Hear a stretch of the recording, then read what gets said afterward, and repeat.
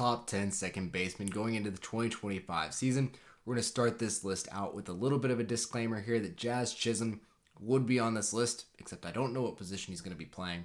So I put him on the third base list for now. We'll see if that's actually where he ends up for the Yankees. If the Yankees sign like Alex Bregman or something, just know I recorded this before that happened and that he will be showing up on that list and not this one because he definitely would have been a top 10 second baseman. And I think if the Yankees were really wise, they would put him at second base, but I don't know what's going to happen here. So the number 10 second baseman for the 2025 season and my projection is going to be Jackson Holliday. And of course, oftentimes with our number 10 spot, we take a bit of a shot in the dark, a bit of a projection on a young guy that we expect to take a big step up in the next year of their career. And that's what we're doing here pretty much. Obviously, Jackson Holliday got off to a bit of a rough start in his MLB career, but we know he has amazing talent. He's had an entire offseason now to reset and get it going again. And even though he got off to a rough start, he's still like the fastest second baseman in the league, and he still played really solid defense.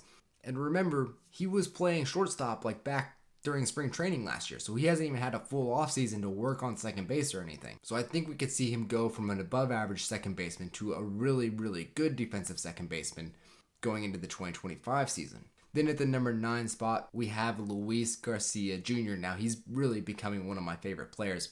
In 2024, he had an amazing year, and it was really overlooked. Well, I mean, everything the Nationals did was overlooked last year. But the offense is really, really good. He had an OPS plus of 115. He plays really, really good defense. And he doesn't really strike out all that often either. I think Luis Garcia Jr. is a player that you should probably start paying some attention to if you haven't already, because he's going to continue to get better and continue to work his way up this list as one of the better second basemen in all of baseball. But then at the number 8 spot, we have Andres Gimenez, who was the best defender in all of baseball last year, really.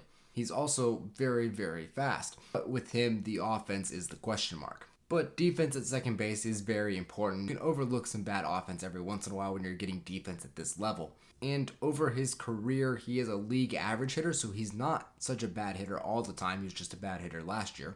We know he's got more in the tank. We've seen a good offensive season out of him as well. But you just don't know where you're going to get offensively, and that's why he has to be at the number 8 spot, even though he has elite defense. Then at the number 7 spot, we have Jonathan India, who had a great 2024 season. He's moving over to the Royals and will look to be their spark plug for the 2025 season. He is constantly on the base path, and he's constantly scoring runs. He's an above average hitter, he's an above average defender, and he's above average when it comes to speed. And he's really just a lightning bolt in pure energy whenever he is healthy and on the field. Then at the number 6 spot, we have Jose Altuve, and this is a shocking drop for him at this point. But he is now 34 years old, still pumping out great production, just not as great as it used to be, I guess. His OPS has dropped from generally being around a 140 OPS plus type of guy every year to now just being around that 120 mark, which is a decent step down, but still really good when it comes to comparing offense to other second basemen. But unfortunately, his defense is as bad as it gets at this point. And last year, he was well below average when it comes to barreling the ball up. So we have these mixes of things now with Altuve, where you have remnants of an absolutely elite player, and you have other things where it's like you see a real struggle and a real sign of decay.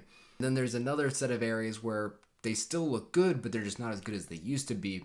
And you're kind of left in the middle on Jose Altuve, and that's what leaves him at this number 6 spot. But then at the number 5 spot, we have Brendan Donovan, and he is right in his prime at this point.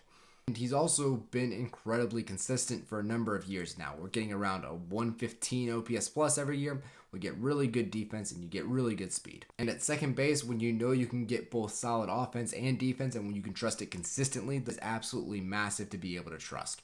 But then at the number 4 spot, we have Marcus Semien, who had a really weird season in 2024. We've really seen this a few times from him now, where he has these really big rises and falls in his offensive production year in and year out. This year, Semien just had a league average OPS plus. But even with those ups and downs offensively, there still are some things you know you can expect from Semien. I mean, Semien, even with great offensive struggles, is still going to produce runs for you. He's still going to get RBIs. He's still going to score runs. Also is right there with Andres Gimenez in that conversation for best defensive second baseman in the league, if not best defensive player in the league. And he has some really good speed too. So that leaves you with a really good player. Then at the number 3 spot is Brandon Lau. And the big thing for Lau at this point is course, he just needs to stay healthy and he's got to figure out how to stay on the field.